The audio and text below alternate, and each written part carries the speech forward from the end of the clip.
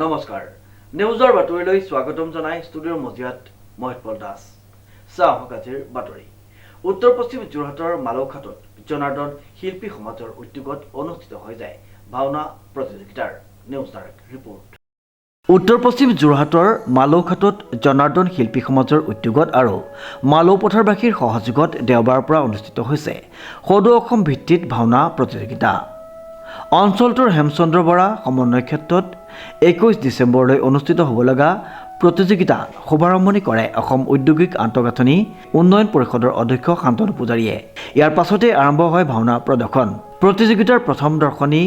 নাটকত অঞ্চলটোৰ ৰাইজ উপস্থিতি থাকে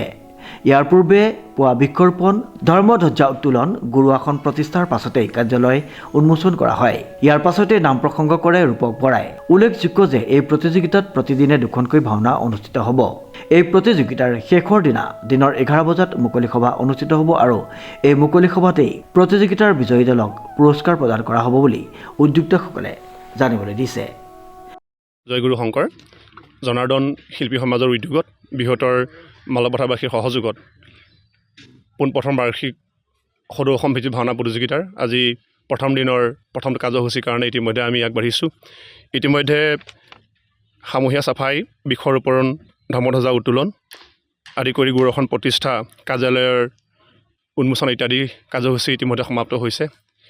আমি এই অঞ্চলৰ ঐক্য শান্তি প্ৰগতিৰ অৰ্থে জনাৰ্দন শিল্পী সমাজে 2022 চনত স্থাপিত হোৱা জনাৰ্দন শিল্পী সমাজে এখনি সদৌ অসম ভিত্তিক ভাওনা প্ৰতিযোগিতাৰ পতাৰ মনস্থেৰে যুৱকসকল একত্ৰিত হৈ এই অঞ্চলৰ শান্তি সম্প্ৰীতি ঐক্য সমৃদ্ধি লক্ষ্যৰে আমি আগবাঢ়িছোঁ ইতিমধ্যে আমি প্ৰথম দিনৰ প্ৰথম কাৰ্যসূচী প্ৰায় কেইবাটাও কাৰ্যসূচী হৈ গৈছে আমি 4 বজাৰ লগে লগেই আমি আজি পৰৱৰ্তী কাৰ্যসূচী প্ৰথমখন নাটক আমি নিহিংহ মুৰাৰী কমুদুকী নাট্যগোষ্ঠী গৰুমুৰাৰ শিল্পী সমাজে মঞ্চস্থ কৰিব ইতিমধ্যে আমি প্ৰস্তুতি প্ৰায় তুংগত উঠিছে 90% কৰ্ম আমাৰ সহযোগী সমস্তই ইতিমধ্যে কাম শেষ কৰিছে আমি পৰৱৰ্তী সময়ত আমাৰ এই আহিব লগা 6টা দিনত যাতে সকলোৰে পৰা সহায় সহযোগিতা আমি কামনা কৰিছোঁ বৃহত্তৰ মালৌপথাৰবাসীৰে নহয় যোৰহাট তথা অসমৰ সকলোৰে সমস্তৰে যাতে আমি গুৰুধৰ্মৰ প্ৰচাৰ প্ৰসাৰৰ লক্ষ্যৰে আগবাঢ়িব পাৰোঁ ইয়াৰ কাৰণে আমি ঈশ্বৰৰ ওচৰত পৰম পিতা কৰুণাময় ওচৰত আমি প্ৰাৰ্থনা জনাইছোঁ এই অঞ্চলৰ উঠি অহা প্ৰজন্মই যাতে ভাওনা সংস্কৃতিক আঁকোৱালি লৈ যে ভাওনাই আমাৰ অসমীয়া সমাজখন একত্ৰিত কৰে এই একত্ৰিত কৰাৰ ভাওনাৰ যি অৱদান সেই অৱদানকে সাৰোগত কৰি 6 দিনীয়া কাৰ্যসূচীৰে 15 ডিচেম্বৰৰ পৰা 21 ডিচেম্বৰ 2024 চন আমি এই 6 দিনীয়া কাৰ্যসূচীত আগবাঢ়িব লৈছোঁ আমি আশা ৰাখিছোঁ যাতে সকলোৱে আমি পূৰ্ণ সহযোগত আমাৰ এই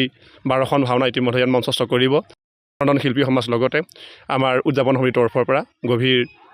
আন্তৰিক শ্ৰদ্ধা জ্ঞাপন কৰিছোঁ শুভেচ্ছা জনাইছোঁ যাতে আমি এই কাৰ্যসূচী খুব সফলভাৱে ৰূপায়ণ কৰিব পাৰোঁ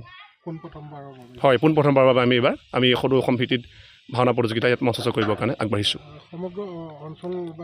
হয় আমাৰ ইয়াত সমগ্ৰ অঞ্চলবাসীৰ ৰাইজে দান বৰঙণি এইটো পাতিবৰ কাৰণে আগবাঢ়িছোঁ যোনে যিভাগে পাৰে আমাক পূৰ্ণ সহযোগ আগবঢ়াইছে আমি সকলোকে এই ভাওনা প্ৰতিযোগিতাত সম্পৃক্ত হৈ আমাৰ মাজত থকা ঐক্য ভাতৃত্ববোধ যাতে আমি দেখুৱাব পাৰোঁ অসমবাসীৰ ওচৰত যাতে আমি আমাৰ মালৌপথাৰবাসীৰ যে আমাৰ যি একতা সম্প্ৰীতি আছে সেই সম্প্ৰীতি যাতে ব্যাঘাত নপৰক তাৰ কাৰণে আমি গুৰুজনাৰ ধৰ্ম আদৰ্শেৰে আগবাঢ়ি বিচাৰিছোঁ সকলোৰে আমি পূৰ্ণ সহযোগিতা কামনা কৰিছোঁ যোৰহাটৰ পৰা প্ৰশান্ত কাইনৰ ৰিপৰ্ট নিউজ নাও